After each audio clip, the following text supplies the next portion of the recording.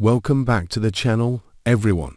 Today, we're diving headfirst into a brand new store in Fairmont Crest where Christmas gifts are never just gifts.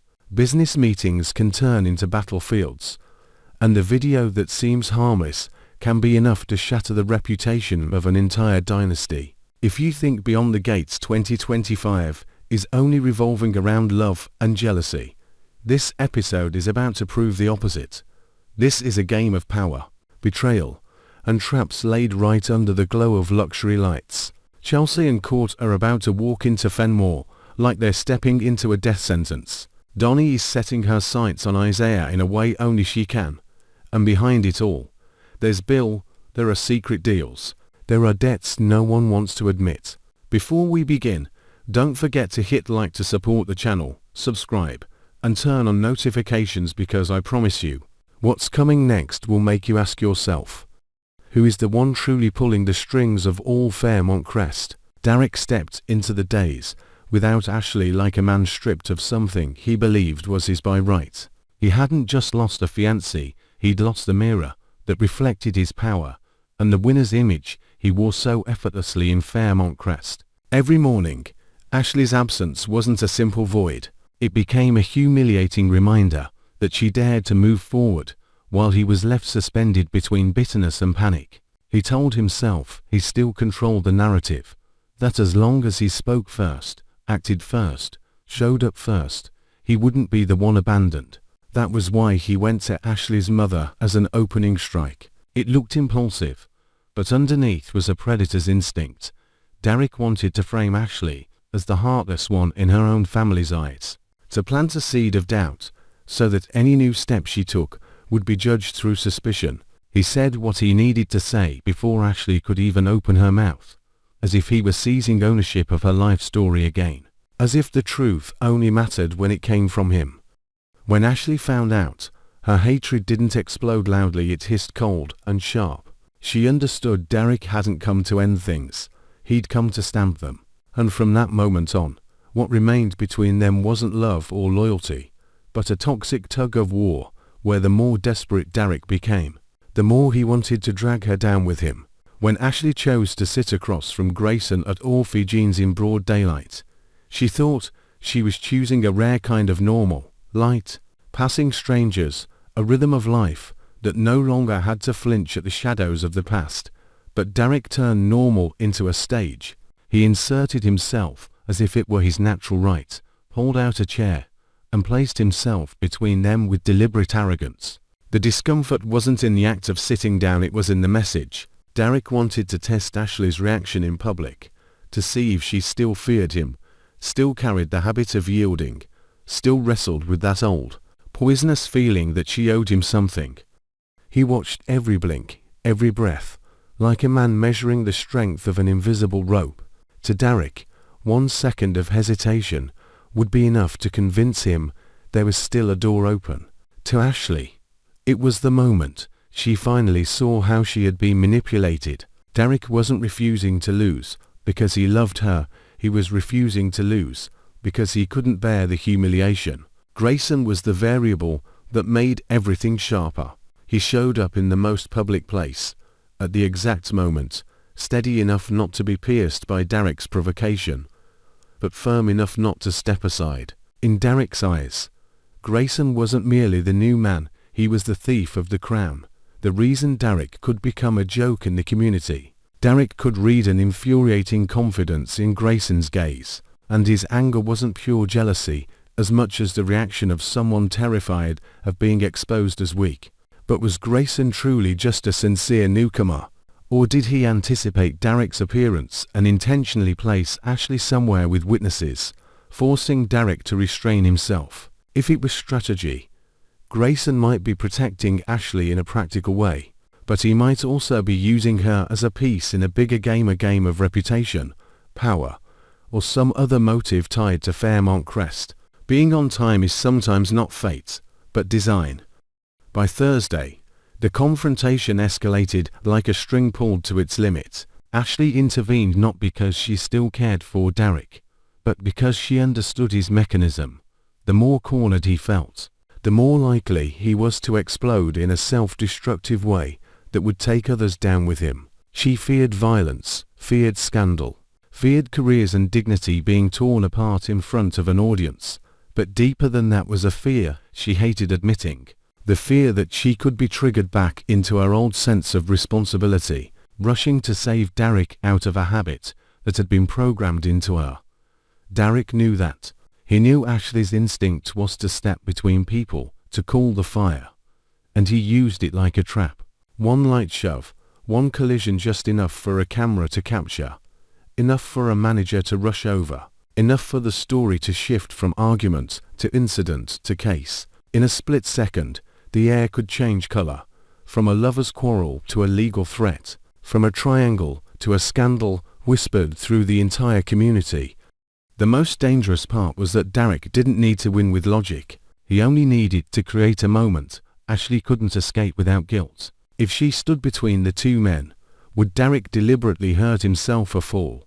A slam against a table edge, so Ashley became the cause, and he could bind her again with the obsession that everything was her fault. And if Derek truly held a weakness of Ashley's, a secret she couldn't bear to have dragged into the light, then her attempts to make peace wouldn't be kindness anymore, they'd be survival reflex. If Derek was unraveling not from love, but from losing status, losing image, losing the ability to stand tall in Fairmont Crest, then what would he do to reclaim the sensation that he was still the one deciding the outcome? The remaining question sits with Grayson. How would he react once he understood Ashley wasn't merely dealing with a jealous ex, but confronting a man who would control the narrative at any cost? Would Grayson protect her with patience? Or would he use this battle to prove his own power in front of the crowd? And Ashley, caught between two opposing forces, would she finally step out of the vortex with ruthless clarity, or would Derek shove her into a position where she feels forced to carry consequences in exchange for temporary peace? How bad could it get before she can stop it? Might not be just a shove or a stumble, but the moment the truth about Derek is exposed to the public, or the moment Ashley realizes she has been pushed into making one brutal decision: protect herself or rescue a man determined to pull her down with him. Eva began to recognize a very specific kind of silence in her house, the kind that always arrived before Leslie exploded. It was no longer a passing irritation or a handful of petty complaints, but a cold, constricting state, as if Leslie had locked herself inside an invisible room where everything was being crushed under a sorrow laced with rage. Eva watched her mother and saw that the look in her eyes wasn't only pain, it was calculation, as if every small detail of the day was being rearranged into evidence for a private trial, which Leslie played both judge and executioner. Leslie was grieving because Shanice was growing closer to Ted, yet it wasn't the grief of someone left behind.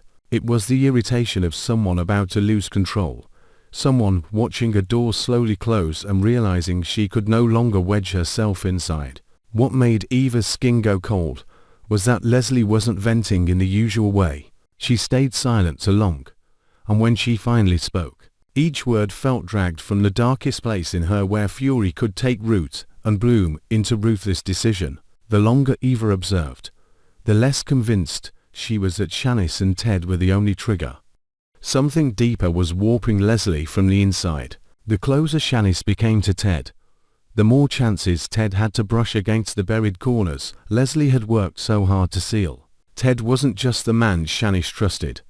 He was the kind of man who noticed abnormalities, who had connections, who could dig up the past in ways that looked almost accidental. Leslie knew that. She was frighteningly sensitive to anyone who might give Shanice a new anchor, because once Shanice had somewhere safe to lean, she would be harder to bend with guilt, harder to steer with promises, harder to rein in with emotional bait that Leslie had once used like a bridle. Leslie might look jealous on the surface, but underneath, she was panicking because for the first time, she didn't feel like the center of the story. And to Leslie, losing the center meant losing safety. That tension was fed even further by Joey and the free clinic issue. A name sounded like a harmless label, but to Leslie, it was power. It was branding, a public stamp that would force all of Fairmont Crest to look at her and admit she had a role, she had merit, she had a voice. If Leslie didn't get what she wanted from Joey, it wouldn't be a small defeat, it would be humiliation, a message that there were backroom deals she believed should have belonged to her, and she was being cut out. And if that name had been part of a deeper bargain, reputation exchanged for silence, money exchanged for a polished public image, or some redemption ticket Leslie wanted to hold, then Joey's refusal could push her into a dangerous corner, losing benefits while staring down the risk of exposure. Leslie couldn't stand the feeling of someone else holding the knife by the handle, especially when that someone was Joey, a man she couldn't manipulate as easily as others. Eva knew her mother well enough to understand this. The more cornered Leslie felt, the more creative she became in cruelty. What Leslie had done when she went after Nicole hadn't been mere impulse. It was precedent. Leslie could turn someone into the villain without ever telling a blatant lie. She only needed to build a setting that looked plausible enough for others to reach the conclusion on their own.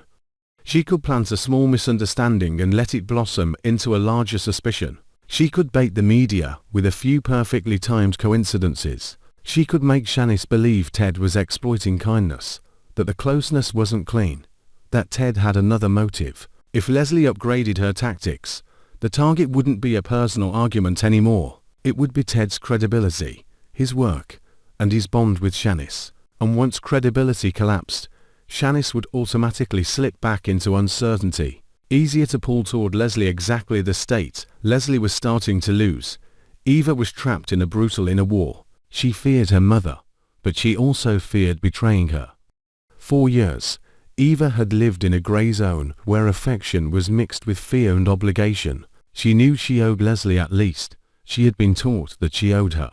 But she also knew this: if Leslie truly erupted, the first person crushed could be Shanice, and the next could be Eva herself, because silence sometimes becomes complicity. The problem was, if Eva warned Ted, what did she actually have besides instinct and memories of the times Leslie crossed the line?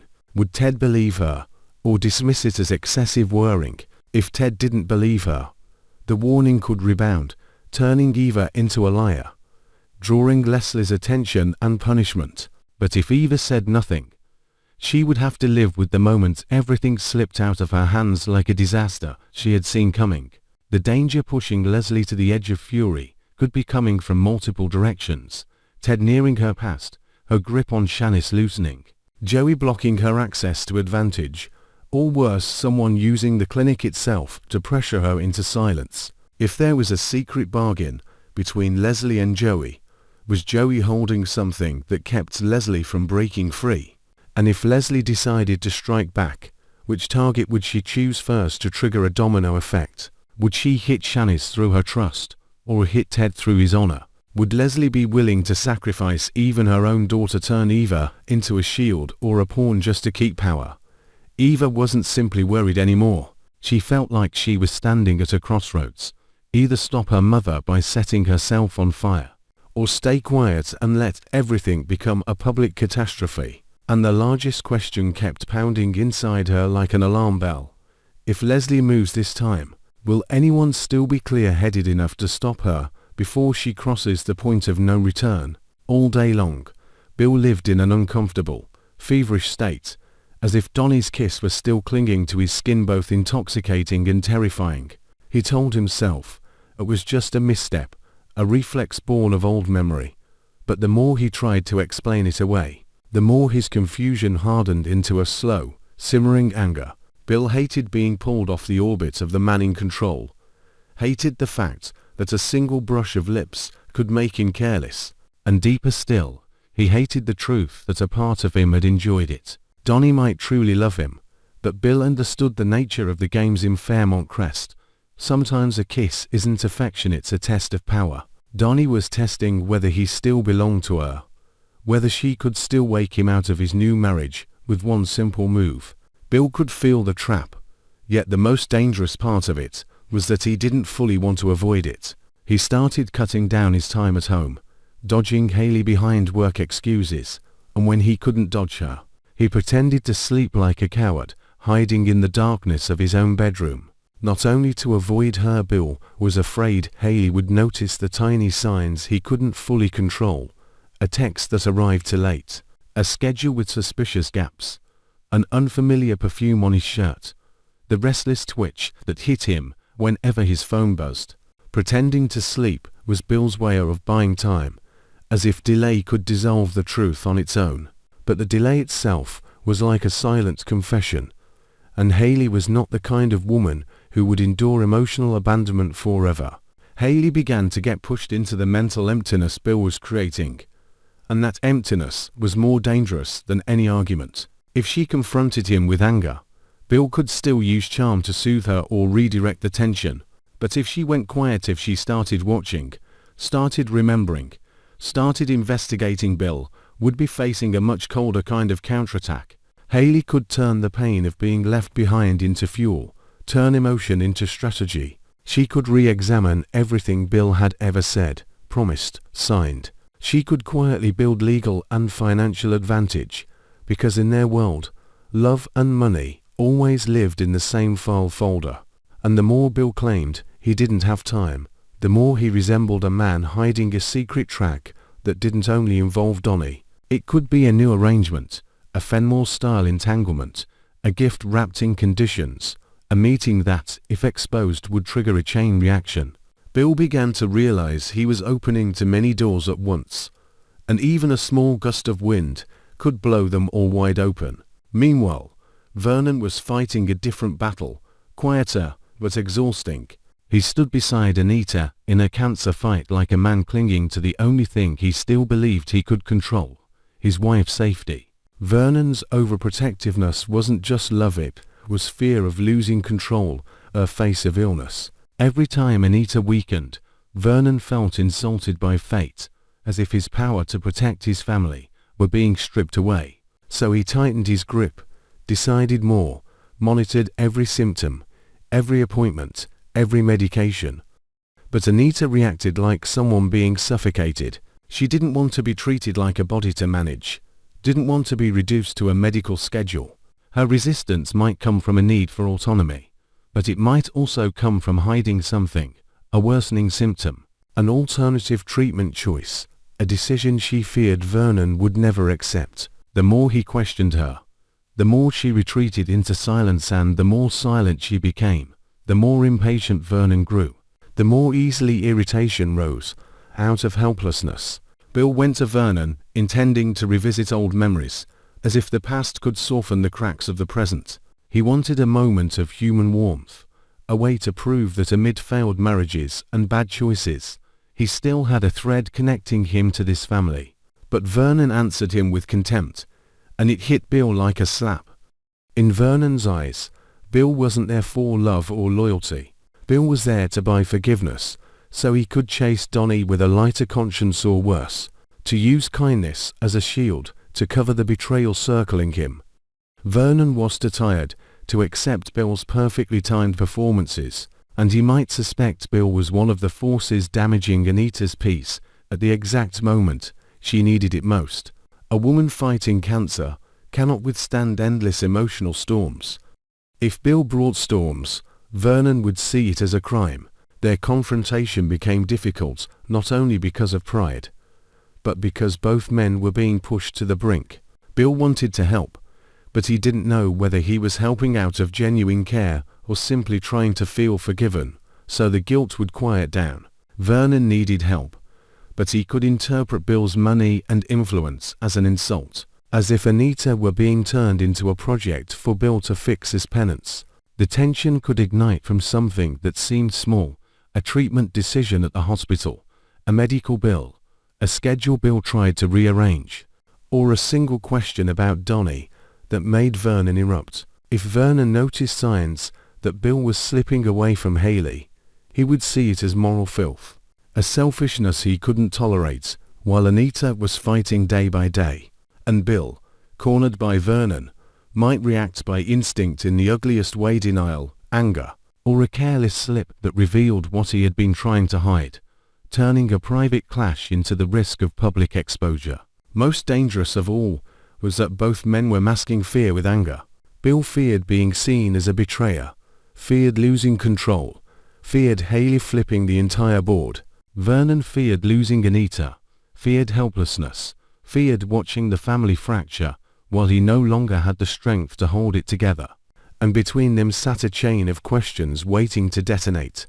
What is Bill truly too busy for? Will Haley strike head-on, or will she quietly prepare a fatal blow? What is Anita hiding that makes her cling to self-determination hard enough to push Vernon away?